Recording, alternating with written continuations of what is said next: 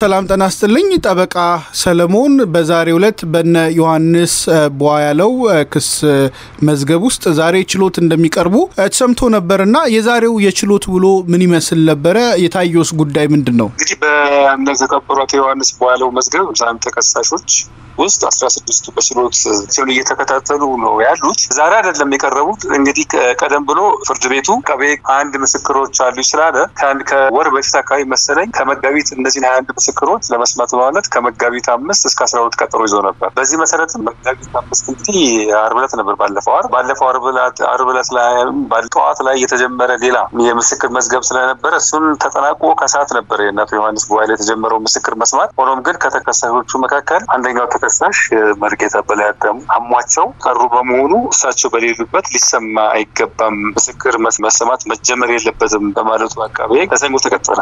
ዞሮ ግን አቃቤ ዓርብ ዕለት 21 ምስክሮች አሉ ካላቸው ውስጥ 4 አቅርቤያለሁ ብሎ እነሱ በችሎት ቃለ መሃላ ፈጽመው ነበር። የእሳቸው ተከሳሽ በህመም ምክንያት አለመቅረብ ያው ወደ ትናንትና ነበር የተቀጠረው። ሰኞ ጠዋት የጀመርነው ሰኞ ጠዋት አንድ ምስክር ከሰዓት አንድ ምስክር የሰማነው። ይሄ የሚሆነበት ምክንያት ምንድነው? ችሎቱ ያው አንድ ችሎት ለደሞኑ ሌሎች ተራራቢ ጉዳዮች ምሳሌ ብይን የሚያስፈልጋቸው መዝገቦች ነበሩ። አንዳንድ አቤቱታዎች በሌሎች ተከሳሾች እንዲቀርቡ አቤቱታዎች ነው። እነሱን በመስማት ማለት ረፍዶ ነው የጀመረው። ጠዋት ላይ አንድ ምስክር ሰማን፣ ከሰዓት አንድ ምስክር ሰማን፣ ዛሬ ጠዋት አንድ ምስክር ሰማን፣ ቀጥሎ ዛሬ ከሰዓት አንድ ምስክር ሰማን፣ 4 ምስክር በሁለት ቀን ሰማን። እንግዲህ ቀጣይ 21 እንግዲህ 4ቱን አሰምቷል። 19 ምስክር ነው የሚቀረው። እንግዲህ እስከ 12 ድረስ ጊዜ ስላለው 19ን ያሰማል። እንግዲህ ያሉት ምስክሮች ነገ ለመስማት ተቀጥሯል። አጠቃላይ ክሱ በተለይ አቶ ዮሐንስ ቧያለው በእሳቸው ላይ የሽብር ቡድን አመራር በመሆን አባል በመሆን በማደራጀት ስትራቴጂ ሰነድ በማዘጋጀትና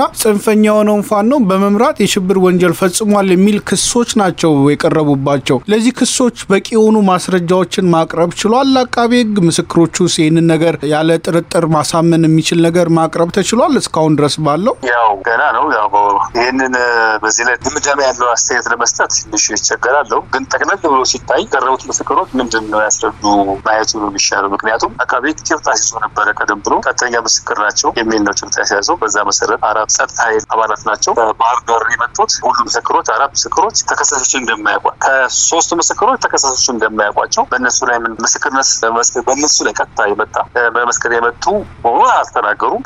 ከ3ቱ አንደኛው ብቻ ነው በሚዲያ ነው ማቃቸው፣ ከዛው ጫላቃቸው ነው ያለው። ዞሮ የተሰጠው ምስክር ሐምሌ 29 ላይ 2015 በዚህ አስቸኳይ ጊዜዎች ከታወጀ በኋላ በአማራ ክልል በነበረው የጥጭት ፌደራል ፖሊስ አባላት ላይ ለደረሰው ጉዳት ነው የሞትና የአካል ጉዳትን በተመለከተና በራሳቸው ላይ በፖሊሶች ላይ ስለነበሩ ዛው በእነሱ ላይ በእኛ ላይ ደረሰ እንዲሁም በጓደኞቻቸው በሰራ ባልደረቦቻቸው ላይ ደረሰ ያሉትን ንብረትና ደረሱ ያሉትን ጉዳትና ያስከተለው ሞት ደግሞ ያን ንብረትን በወሰዱ መሳሪያዎችን ጥይቶችን እነዚህ እስካሁን ድረስ ያስረዱ ያለው ይሄ ነው። በእርግጥ አሁን አቶ ዮሐንስ የተከሰሱበትና ምስክሮቹ ያነሱት ነገር ሚዛምር ነገር አለው? ለሳቸው ለዚህ ለደረሰው ውድመት ወይም ጉዳት በቀጥተኛ ተጠያቂ ሊደረጉ የሚችሉበት ሁኔታ አለ ወይስ አጠቃላይ በክስ መዝገብ ውስጥ 51 ተከሳሾች ስላሉ ሌሎቹን የሚመለከት ነው ይሄኛው ጉዳይ? ይሄ አሁን እነሱ የመሰከሩት ሁሉም ተከሳሾች የሚመለከት ነው። አቃቤ ጭብጥ የያዘው ሁሉም ተከሳሾች የሚመለከት ብሎ ነው ያለው። እንግዲህ በኢንዲቪጁዋሊ እያንዳንዳቸው ይሄን አድርገዋል ይሄን ብሎ ምስክር የለም። ስለዚህ ቀጣይ እንግዲህ ገና 19 ምስክር ስላለ በግለሰብ ደረጃ ሊመሰክሩ የሚችሉ ሊኖሩም ላይኖሩም ይችላሉ። እንግዲህ በቀጣይ ነው የምናያቸው። ዞሮ ግን አሁንም በቀሪ አቶ ክርስቲያን ታደለ ወይም አቶ ዮሐንስ ቧያለው ወይም ደግሞ ጋዜጠኛ አባይ ዘውዱ ሌላ በማለት የተመሰከረ ምስክር የለም። አሁን ባለው በዚህ በሁለት ቀን ቀጣይ 19 ምስክሮች ይቀራሉ። ማንኑ 19 ሳይሆን ወደ 18 ነው 4 ሲቀነስ ከ21 ኦልሞስት 17 አካባቢ ምስክሮች ይቀራሉ። ስለዚህ 17 ምስክሮች ምን ይመሰክራሉ የሚለው ቀጥሎ የምናየው ነው።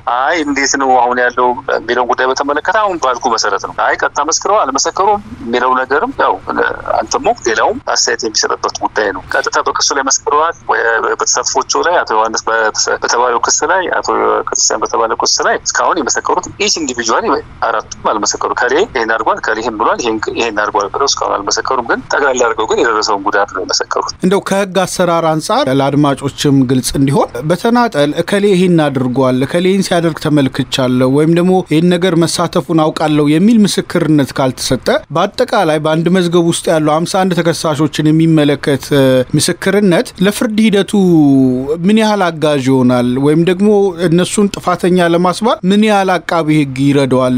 እንደዚህ አይነት አካሄድ እንግዲህ መዝገቡ አሁን ገና አየር ላይ ማለት ገና ምንም ማንም መዝገቡ ጅምር ነው። የምስክር አሰማም ሂደቱ ጅምር ነው። ምናልባት ምን የሚሰጠው አስተያየት በፍትህ ስርዓቱ አካሄድ ላይ ወይም በችሎቱ አካሄድ ላይ ተጽዕኖ ነው ማለት ሌላ ነገር እንዳያመጣ በሚል ነው። ይሄ ነው ብዬ ጀጅመንት መስጠት ያልፈለኩት ወይም ይሄ እኮ እንዲህ ነው ማለት ፍርድ መስጠት የፍርድ አስተያየት መስጠት ማለት ነው። ይሄ ደግሞ እንደ ባለሙያ አንድ ጠበቃ ፕሮፌሽናል ኤቲክስን አይፈቅድም። ችሎት ላይ ያለ ገና ምስክር በመሰማት ላይ ባለ ጉዳይ ላይ ምንድነው የሚጠበቀው ወይም ምንድነው የሚሆነው ይሄን አድርጓለሁ የሚለው ነገር አሁን በአዲስ መዝገቡ አዲስ እንደመሆኑ መጠን ስነ ምግባር የፕሮፌሽናል ኤቲክስ አለ ከዛ አንፃር ስለማይፈቅድ ነው እንጂ ይሄ ነው። አሁን የሰጠው አስተያየት አለ ያለውን ፍርድ ቤቱ አሁን ባለው ሁኔታ አሁን መዝገቡን እየሰማ ባለው ምስክሮችን አሰማም ሂደትን ባለው ሁኔታ ላይ ያለውን ነገር ነው መናገርም ያለ ምስክሮች ምንድናቸው ምን መሰከሩ የሚለውና ያለው ሁኔታ ምንድነው የሚለው ነው እንጂ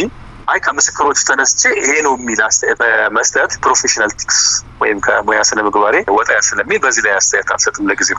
መልካም እንደው ለማጠቃለል ያክል በአጠቃላይ እስካሁን ድረስ ያው ነገሮቹ ምስክርነት መሰማት ገና መጀመሩ ነው። አቃቤ ሕግ ግን ከሰው ምስክርነት ቃል ባሻገር የሰነድና ሌሎች ማስረጃዎችን የሚያቀርባቸው ነገሮች አሉ ወይ? እነሱ ገና በሂደት ወደፊት የሚቀርቡ ናቸው ወይስ ኦሬዲ አስመዝግቧል? አቃቤ ሕግ አስመዝግቧል። ዞሮ ምንድነው አቃቤ ሕግ ክሱን ያስረዳልኛል ያለው የሰውና የሰነድ ማስረጃ እንጂ የድምጽ ማለት ያው ተደረጉ የስልክ ቅጂዎች ደርሰውናል ማስረጃዎቹ። ከዚህ ቀጥሎ ምስክሮች አሰማም ሂደት ከቀጠለ በኋላ ያው የሰነድ ማስረጃ ነው የሚቀርበው። በድምጽና የሰነድ ማስረጃ ነው። በዛ ላይ ያው እኛ እንግዲህ በስነ ስርዓቱ መሰረት በሰነድና በድምጽ ማስረጃዎች ላይ አስተያየቱ ሚል ስቴጅ ወይም ፕሮሲጀር ነው ያለው ስነ ስርዓት ነው ያለው። ስለዚህ ይሄ ልክ እንዳለቀ በቀጣይ የሚሆነው ምንድነው ሁለተኛውን የማስረጃ አይነት መጀመሪያው ማስረጃ ሰው ምስክር ነው የሰዎች ማስረጃ ነው። ሁለተኛው የሰነድና የሌሎች የድምጽ ማስረጃዎች እነሱ እኛ ደርሰውን አይተናቸዋል። የሰነዶችንም አይተናቸዋል እንዲሁም ደግሞ የድምጹንም ሰምተናል። ስለዚህ ቀጣይ የሚሆነው ምንድነው የምስክሩ የሰው ምስክር ካለቀ በኋላ በሰነድ ላይ አስተያየት ከሰጠ በኋላ የሚቀጥለው የድምጹንም የሰነዱንም ማለት የተሰጠው ምስክርና እኛ በሰነዱ ላይ ያቀረብነው አስተያየት አቃቤ ሕግ አስተያየት ከሰጠ በኋላ ፍርድ ቤቱ በዛ ላይ ብይን ይሰጣል። ከለገባን ወይስ አይገባም ነው ተርሻለ ይሰጣል ማለት ነው። እንደው ተከሳሾቹን በሚመለከት ከዚህ በፊት ከማረሚያ ቤት ውስጥም ካያያዝ አንጻር በርካታ ቅሬታዎችና አቤቱታዎች ሲያቀርቡ ነበረ። እንዲሁም በስነ ልቦናም በአካላዊም ጉዳት የሚያደርሱባቸው ሁኔታዎች ተፈጥረው እንደነበረ ጤንነታቸውም ችግር ውስጥ ወድቆ እንደነበረ በተደጋጋሚ ሰምተናል። አሁን ያሉበት ሁኔታ ምን ይመስላል? ፍርድ ቤትም በችሎትም ተቀርበው ምስክርነት በሚሰማበት ሰዓት ላይ ምናልባት እንደው ከነሱን የማነጋገር እድሉን አግኝተህ ከነበረ አሁን ያሉበት ያያያዝ ሁኔታ የጤና ሁኔታ ምን ይመስላል? አጠቃላይ እንግዲህ አግኝቶ ማነጋገር ብቻ ሳይሆን በሰብአዊ መብት አያያዝ ላይ በተመለከተ ማረሚያ ቤቱ የሚያደርሰው ነገር ካለ ኢሚዲየትሊ ያው ለኛ ነው የሚነግሩት። እኔ ተረጥሬ ነው። ስለዚህ እኔ እንዴት ናችሁ የጤናችሁ ሁኔታ እንዴት ነው የያዛችሁ ሁኔታ እንዴት ነው ብዬ መጠየቅም አይጠበቅብኝም። ያም አላደረገውም። ምክንያቱም ኦልሬዲ እነሱ ዝም ካሉ ይሄ ነገር አልደረሰም ይሄ ነገር አልተሟላም ካሉ በውስጥ ታዋቂ ያው ይሄኛው መደበኛ ስራችን እየሰራ ያኛው ሰላም ነው እንደማለት ነው ብለን ነው የምናስበው። እንደው ተከለል ብሎ ሲታይ ግን በህመም ጉዳይ በተመለከተ ባለፈው በዚሁ ሚዲያም በሌሎች ሚዲያም የአቶ ዮሐንስ ተከበራት ዮሐንስ ቦያለውና ተከበራት ክርስቲያን ታደለ ያው ከፍተኛ ህመም ላይ እንደነበሩ የህክምናው ሂደት የተጓተተ መሆኑ ማረሚያ ቤቱ በአፋጣኝ ህክምና ቦታ ያልወሰዳቸው መሆኑ ነው በጣም የባሰባቸው ስለመሆኑ ብዙ ነገሮች ተነስተው ነበር። በአሁኑ ሰዓት ግን የጤና ሁኔታቸው ተመልሷል። ያው ግን እየተከታተሉ ነው ህክምናቸውን። አንዳንዱ የጤና ውጤታቸው ጊዜ የሚፈጅ ነው። ለምሳሌ የ3 ወር ወይ 6 ወር የህክምና ክትትልን ውጤት የሚጠብቅ አሁን ባለው ሁኔታ ግን ያው የጤና ሁኔታቸው እየተከታተሉ ነው። አሁን በመልካም ሁኔታ ላይ ነው። የቤተሰብ ጥያቄም ቢሆንም አሁን ምንም ኮምፕሌንት እስካሁን ተከሳሾቹ በኩል በማረሚያ ቤት ላይ ያነሱት እስካሁን ቅሬታ እስከዛሬ ድረስ ቅሬታ ትናንት ወዲያ ነው መሰለኝ አንድ መረጃ ወጥቷል። እሱ በግልጽ አልደረሰኝም። እኔም ያው በመረጃ ነው የሰማሁት። በዞን አንድ ውስጥ የሆነ ተከሰተ የሰብአዊ ጥሰት በረ ነው የሰማሁት። ከነ ዮሐንስ ቦያለው ግን የደረሰ ዮሐንስ ቦያለው ዞን 5 ነው ያለው ክርስቲያን ዞን 4 ነው ያለው። ሌሎችም ሁሉም እንደዚህ አሁን ወደ 12 ነው 10 መዝገቦች ይዣለሁ ባለው በዚህ በሽብር በሁሉም ዞኖች ውስጥ ነው የሆነ ዞን ነገር የሰማሁት ነገር አለ። ከዛ ውጭ ግን አሁን ተከሳሾች ብቻ ያነሱት ኮምፓኒ የለም።